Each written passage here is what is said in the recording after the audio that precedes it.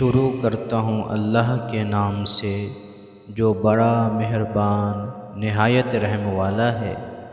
کیا آپ جانتے ہیں کہ شیطان نے 6000 سال کی عبادت کے بدلے میں خدا سے کیا مانگا؟ شیطان نے عبادت کے بدلے میں خدا سے 7 چیزیں مانگی ہے۔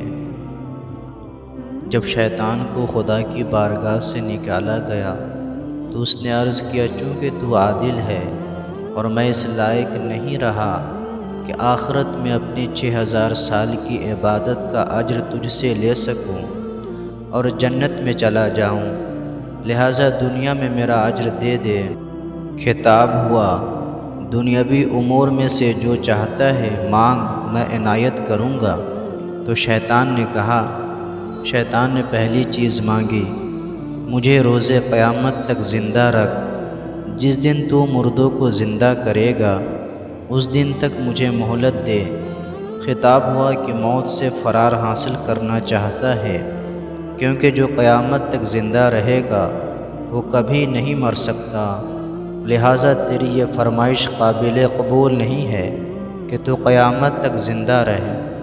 اگر طول عمر چاہتا ہے تو روز معلوم تک مہلت دے دوں گا۔ شیطان نے خدا سے دوسری چیز مانگی۔ شیطان نے عرض کیا، مجھے اولاد آدم پر تسلط کا اختیار دے، خون کی طرح اولاد آدم کے اعضاء و جوارح میں موجود ہوں اور ان کو جس مقام سے چاہوں مصیبت میں مبتلا کر سکوں۔ خدا نے قبول کر لیا۔ شیطان نے خدا سے تیسری چیز مانگی۔ عرض کیا، بنی آدم میں سے جسے بھی تو ایک اولاد عطا کرے گا اس ایک کے بدلے مجھے 2 بچے عطا ہوں گے جنہیں میں اس کی گمراہی پر معمور کروں گا۔ خدا نے اس خواہش کو قبول کر لیا۔ اسی وجہ سے شیطان جب بھی اولادیں چاہتا ہے اپنی رانوں کو ملتا ہے تو اس کی رانوں کے درمیان سے بچے زمین پر گرنے لگتے ہیں جنہیں وہ لوگوں کی گمراہی پر معمور کرتا ہے۔ شیطان نے خدا سے چوتھی چیز مانگی۔ شیطان نے عرض کیا، میں بنی آدم کو دیکھتا ہوں، میری خواہش یہ ہے کہ وہ مجھے نہ دیکھے، جسے خدا نے قبول کر لیا۔ شیطان نے خدا سے 5ویں چیز مانگی۔ شیطان نے عرض کیا، میرے لیے مختلف شکلوں میں مجسم ہونا ممکن بنا دے، میں جس شکل میں چاہوں بنی آدم کے سامنے ہو جاؤں۔ خدا نے قبول کر لیا۔ تاریخ کے مطالعے سے پتہ چلتا ہے کہ شیطان نے انسان کی گمراہی کے لیے مختلف شکلوں میں آتا رہا ہے۔ شیطان نے خدا سے 6ٹھی چیز مانگی۔ عرض کیا کہ جب تک بنی آدم کے جسم میں روح موجود ہوگی مجھے بھی ان پر دسترسی حاصل رہے گی اور ملائکہ کے دنیا سے جانے کے موقع پر بھی مجھے مرنے والے سے قریب ہونے سے نہیں روکیں گے۔ خدا نے اس کی اس خواہش کو بھی قبول کر لیا۔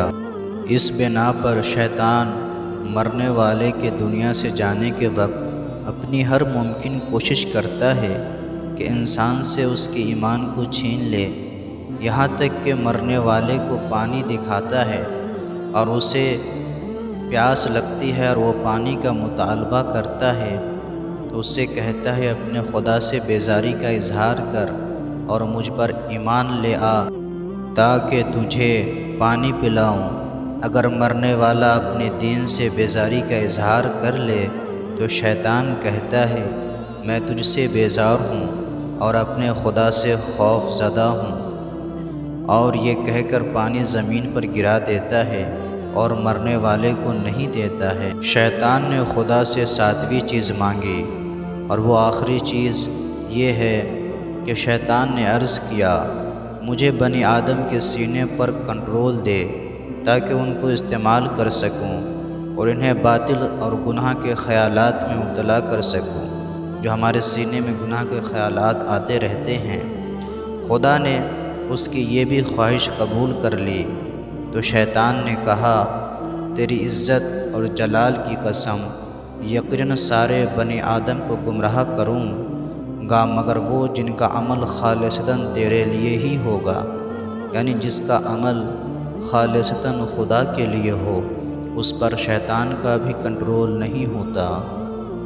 کیا آپ جانتے ہیں کہ حضرت آدم علیہ السلام نے شیطان سے مقابلے کے لیے خدا سے کیا چیز مانگی؟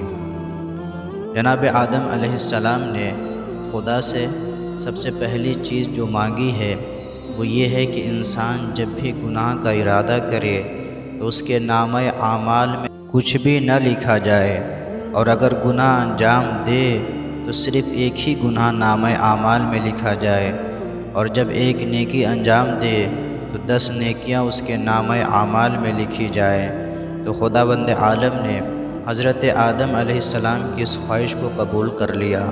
جب خداوند عالم شیطان کی عبادت کے اجر کو ضائع نہیں کرتا تو پھر ہم لوگ تو اس کے بندے ہیں، تو یقیناً خداوند عالم ہماری عبادتوں کا اجر ہمیں دے گا۔ شرط یہ ہے کہ عبادت صرف خدا کے لیے ہونی چاہیے اور کسی کو دکھاوے کے لیے نہ ہونی چاہیے، اور جو انسان کوئی عمل خالصتاً خدا کے لیے کرتا ہے تو شیطان خود کہتا ہے کہ اس پر میرا کنٹرول نہیں ہوتا۔